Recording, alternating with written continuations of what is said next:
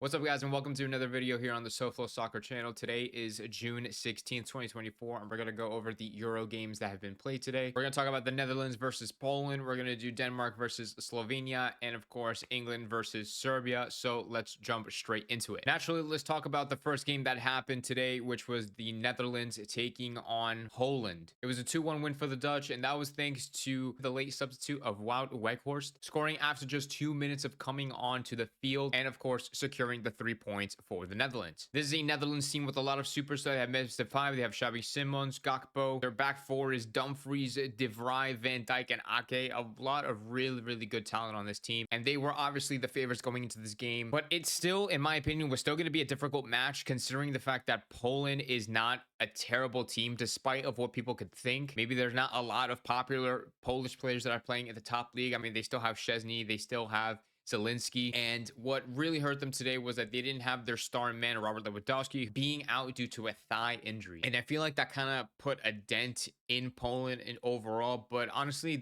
I thought they did really well without him regardless, especially when they took the lead in the 16th minute with Busquets scoring. I mean, Gakpo for the Netherlands responded pretty quickly, and around the 29th minute, he got the equalizer. And honestly, in my opinion, that was just a one-sided game. The Netherlands were all over the Polish. They had a lot of opportunities to score, and I'm really surprised they only got 2 in the back of the net. It was just opportunity after opportunity after opportunity, but at the end of the day, they got the 3 points, and they will be happy with that, especially with France being in their group as well. They're really going to fight for them for that top spot, and it should give them some confidence, maybe some motivation to prepare for France, who will be their next opponent, which means that Poland will face Austria, and honestly, that's going to be a pretty close game in my opinion, and that could be anyone, but I think Poland is going to take that win. But let's move on to the next game. So for the next game, it was Slovenia versus Denmark. I thought this was also a very interesting game. Denmark being the favorites going into this game, they have the likes of Christian Eriksen, Rasmus Højlund, Christensen, Holberg, Vestergaard, even Schmeichel in goal. A lot of quality players. And in Slovenia don't really have that many well-known names. I mean, of course, they have Yannick Oblak in goal as the captain as well, and the youngster Sesko from RB Leipzig. On paper, this was just a much stronger Danish side than for the Slovenians. And for the first half, that's exactly what we saw. We saw Denmark control possession. We saw them control the game completely, creating opportunities, just being the overall dominant team in that first half only. Christian Eriksen, after suffering from cardiac arrest 4 years ago in the last Euros, we got to see them score it today, which was a very amazing moment. He really is a trooper. So yeah, that opening goal happened in the 17th minute, and then in the second half, it was a completely different game. Slovenia seemed a lot more determined in the second half, pressuring more, attacking more, and it was Eric Janza who scored the equalizing goal in the 77th minute after deflecting off a Danish defender. He also made history for Slovenia as well, because the last time Slovenia were in the Euros, that was in the year 2000. I wasn't even born yet, which is kind of crazy. And they have yet to win a Euros game ever. They have never won a Euros game, and now they scored their first goal since the year 2000, and in that year they tied 2 of the 3 games and ended up not qualifying for the knockout rounds. But this time around, I feel like it could work out a lot differently if they continue to perform like this, especially in the second halves, where I feel like the bigger nations seem to kind of drop and dip a little bit. They might be able to sneak a win in one of their games, or maybe just get enough points to get them 3rd place and hopefully get the most amount of points so they can probably qualify from a 3rd place spot. But yeah, I think there was a lot of surprises in that game in terms of how much Slovenia actually worked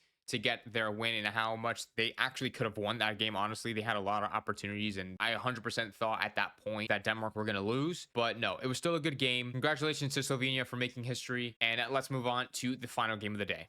So for the last game, it was Serbia versus England. I feel like a lot more people watched this game than the others. So yeah, a very stacked England side, one of the favorites to win the whole thing. And they're going up against Serbia, who are still a very good side. In my predictions video that I did for the Euros, I did predict that they were going to finish in 3rd place with Denmark finishing in 2nd. That honestly might be the other way around, just solely basing off these 2 games. But Serbia have a really good team with Vlahovic, with Mitrovic, Tadic, Kostic, a lot of itches. And in that first half, Serbia played a very defensive game, allowing England to have possession, to pass the ball around, to try to create as many as opportunities as they wanted, honestly. And with Serbia barely able to hold the ball, make a couple of passes, and even get up the field, they probably had maybe 1 or 2 opportunities in that first half. And then, of course, Jude Bellingham scores in the 13th minute. It was a cross that came in from Bukayo Saka, and Bellingham had the knowledge, the bravery, the determination to dive in for that header and get the opening goal for the game. And that was pretty much it. And that was like the rest of the half, and honestly the rest of the game. In that second half, Serbia essentially did what Slovenia did in the Denmark game. They really, really brought on the pressure in that second half. They were pressing a lot more, which they weren't doing a lot in the first half. They were tackling a lot more, aggressively pushing, shoving, really, really going in on those England players. And pretty much Serbia's entire tactic was to get the ball out wide and cross it in, and they would have like 4 players in the box. And honestly, it almost worked. I'm surprised that Serbia couldn't get 1 or 2 goals from that. They were just really, really unlucky. And in my personal opinion, if you were to ask me, I think England are very, very lucky to walk away with a win here. I think they could have easily tied the game, and they probably could have even lost the game.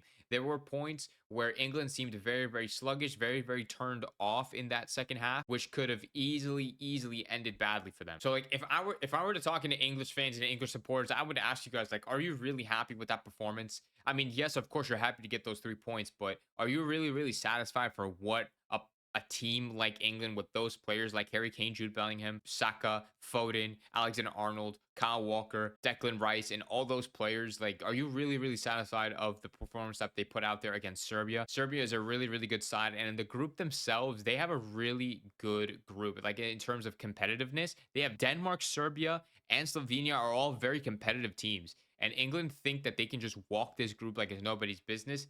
I feel like they're absolutely wrong, and they really, really shouldn't be getting complacent at all. And I really hope not, for their sake, essentially. I mean, I personally don't care. I want England to lose because I'm Argentinian. So I don't care for their success at all.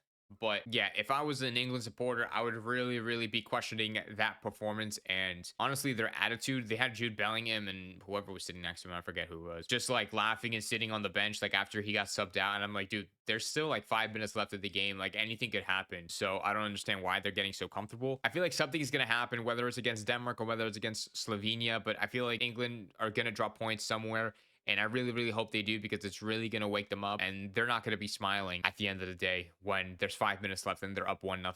So, but yes, that was my analysis for the games that happened today, June 16th in the Euros, pretty much the entirety of Group C and then 1 group from Group D. Thank you guys so much for tuning in to this game analysis and Euros review, and thank you so much for watching until the end. And since you're here, can you please hit that thumbs up button if you have enjoyed this video? And since you're down there, can you please hit that subscribe button if you are new to the channel? All your support means very much to me. I will be covering all the games every day throughout the entire competition and giving my analysis and opinions and takes on each game. And if that's something that you're into, make sure you turn that notification bell on so you don't miss a video when I do upload them. And please let me know what you guys think in the comments down below in terms of all these games, especially for England. I feel like there's going to be a lot of comments regarding England especially. But yes, please, I would love to hear your thoughts, opinions, takes, analysis, all of the above. But yeah, until then, I'll see you guys in the next video.